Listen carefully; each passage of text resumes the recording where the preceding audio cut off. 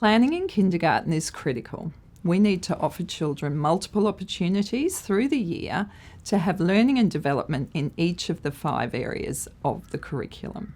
So the QKLG offers us really deep information about learning and development, and we need to ensure that the children don't just get one go at the start of the year, but that there is a balance across the year and that there are multiple opportunities to show their learning and development in each area.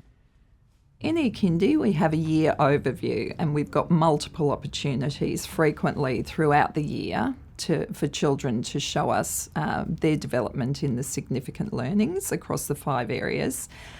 We have organised the year into 8 units, and those units are very open-ended. My home, my kindy, let's create, my family, my friends. They're things that cover any kindergarten situation anywhere, but they work for us because we do provide families with resources to do activities between web sessions.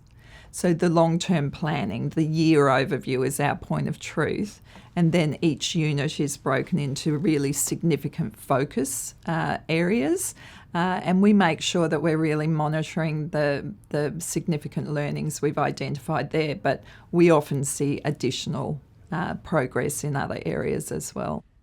Our unit plans are the medium-term planning, and each unit is broken into focused significant learnings, and then there are other significant learnings we're likely to see. Then we get to the short-term planning, which is the week by week out of the unit, and we follow the children's interests and the children's development as to what we're going to offer that week.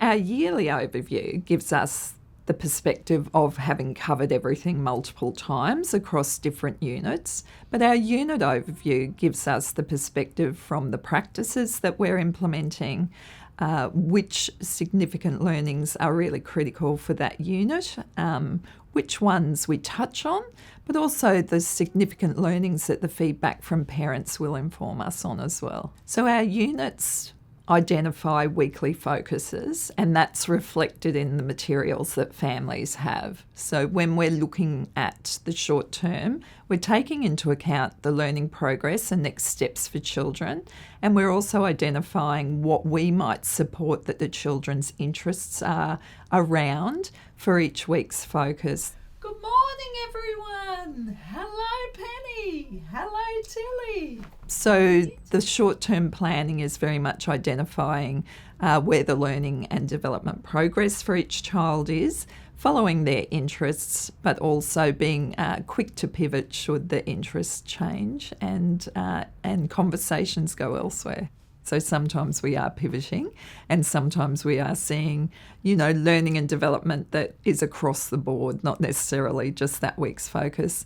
And we take screenshots, we do recordings of web sessions that help us to keep track of the children's learning and development, and it's enhanced by the feedback that the parents give us or the home tutors from the feedback sheets that they're reflecting on, the photos they send us of what they've been up to that week and the comments that they're making.